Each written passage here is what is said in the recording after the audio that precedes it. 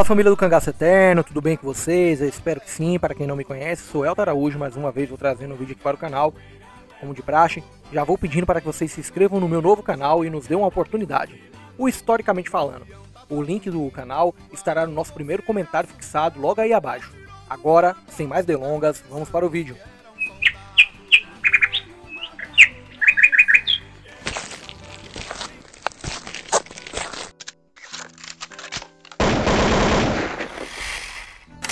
No mês de fevereiro de 1926, os comandantes de volantes, os na época tenentes Optato Gueiros e Gino José Bellarmino, ficaram cientes de que Lampião andava próximo à vila de Nazaré, no município de Flores, Pernambuco, com um pequeno grupo de cangaceiros.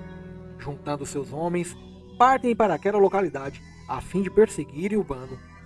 No caminho, as volantes se encontram com o comandante-geral da Força Pública de Pernambuco, Coronel João Nunes, na estrada que liga São Serafim a Vila Bela, hoje Calumbi e Serra Talhada, que viajando de carro com sua comitiva ia com destino à divisa com o estado do Piauí, a fim de montarem uma barreira para combaterem os revoltosos à Coluna Prestes.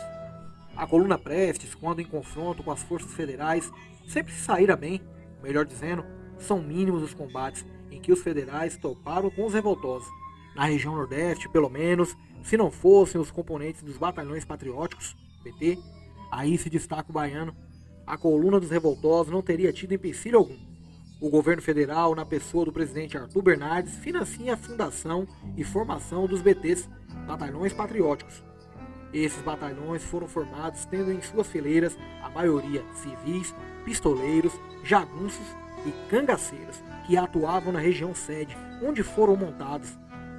Como exemplo, citamos de Juazeiro do Norte, Ceará, montado pelo então deputado Floro Bartolomeu, onde 2.000 jagunços fizeram parte de suas fileiras. Entre o jagunço e o cangaceiro a diferença é mínima. O jagunço trabalha exercendo sua profissão de extorquir, roubar, descer a madeira, maltratar, humilhar, matar sempre sob ordens de alguém, trabalhando exclusivamente para o seu patrão, que poderia ser um coronel, grande latifundiário, ou político da região e etc. Já o cangaceiro, que também fazia tudo quanto o jagunço praticava, só que com uma diferença, não tinha patrão, trabalhava para si. Em cada volante havia um rastejador. O trabalho desse homem, de um rastejador, era e sempre será de primordial importância, pois aquele que leva os perseguidores diante dos seus perseguidos, do caçador diante da caça. Ele vê sinais lendo o terreno, que com toda certeza passariam despercebidos para o restante da tropa. Além de descobrir os raros sinais, tem-se que saber a direção tomada dos perseguidores, senão, em vez de saírem no encalço, se distanciariam mais ainda da caça. Sabedor disso, Lampião ficava dando voltas em um determinado trecho de terra, indo e vindo entre as serras, dificultando mais ainda os rastejadores lerem os vestígios de sua passagem. Lampião tinha em mente um combate contra a força pernambucana, pois tinha perdido seu irmão, o cangaceiro Vassoura, Livino Ferreira, e era necessário vingar sua morte. Sabedor que o tenente Gino Bellarmino estava nas redondezas, procura fazer com que chegue ao mesmo, através de sua malha de informantes, a notícia da sua presença, pois era sabido que o mesmo estivera na tropa que participou do combate onde morrera seu irmão. Na ocasião, Lampião tinha sob suas ordens um pequeno grupo de cangaceiros, num total de 19 homens. Ao passar pelas terras da Fazenda Saco, propriedade dos remanescentes do famoso cangaceiro do navio Cassimiro Gomes da Silva, Cassimiro Honório, encontra-se com o não menos famoso Manuel Pequeno. Manuel Pequeno era um chefe de cangaceiro, cujo bando era todo, ou quase todo, completo por indígenas, caboclos da Serra do Umã, ou da região denominada Jacaré, tendo em suas fileiras um total de 20 caboclos.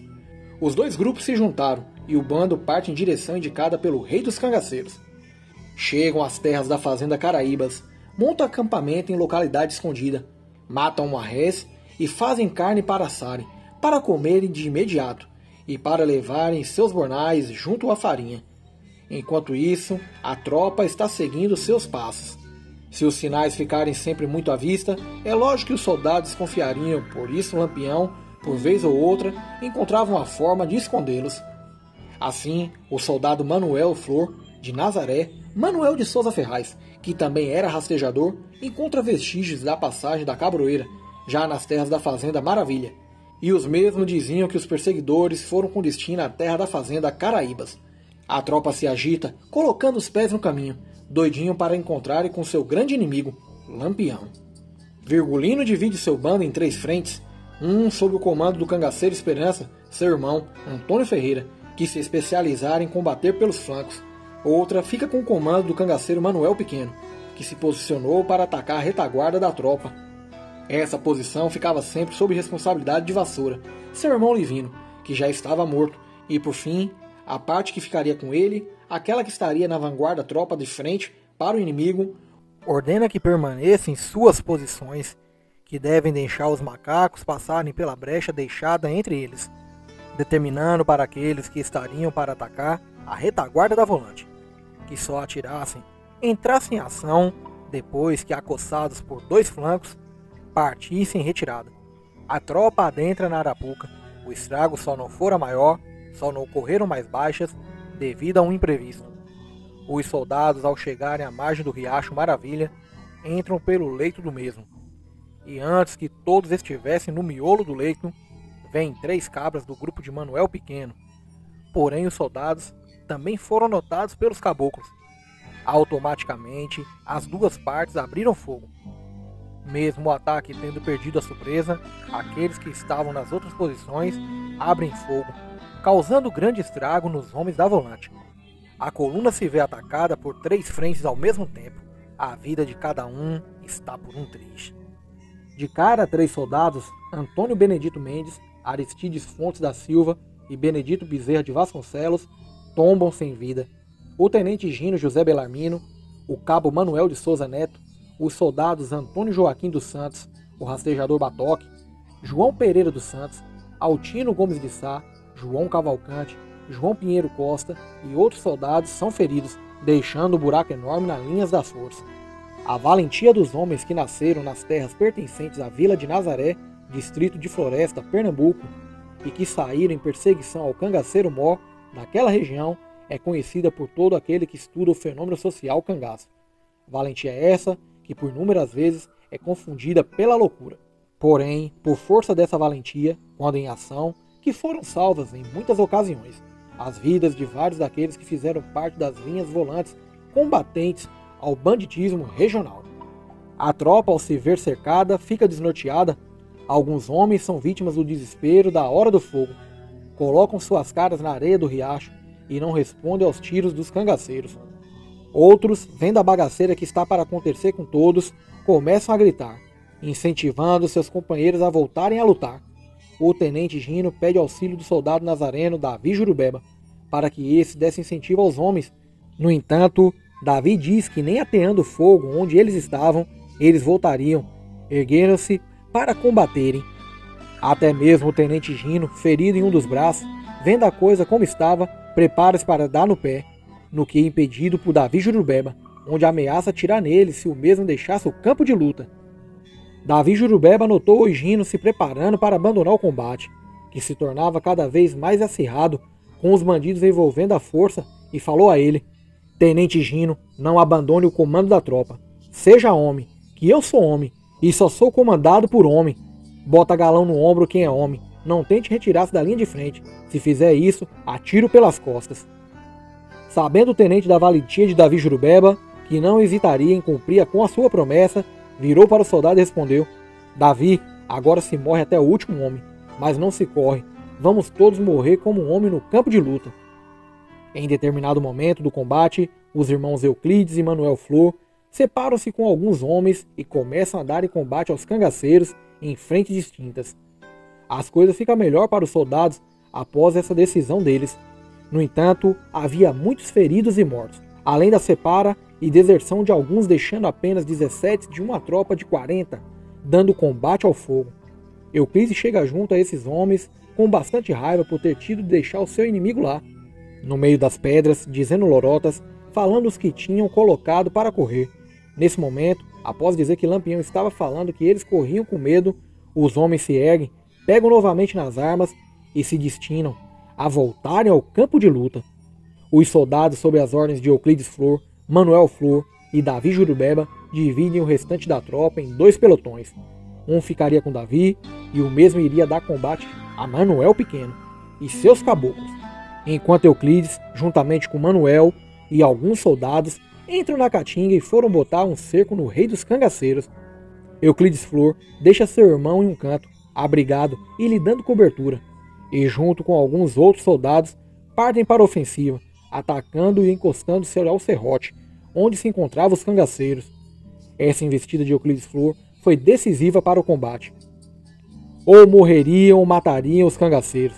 Mataram alguns, feriram outros.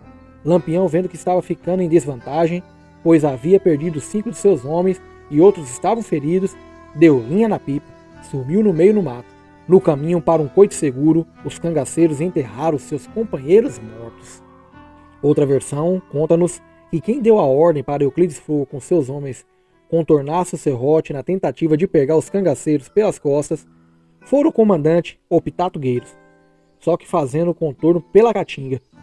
Esse grupo dá de cara com outro comandado por Davi Jurubeba, que havia ido levar alguns soldados feridos, inclusive Manuel Neto, na fazenda São Silvestre. E como não existiam rádios e as vestimentas eram idênticas, atiraram uns nos outros. Diante disso, Lampião aproveita-se e parte em retirada com seus homens.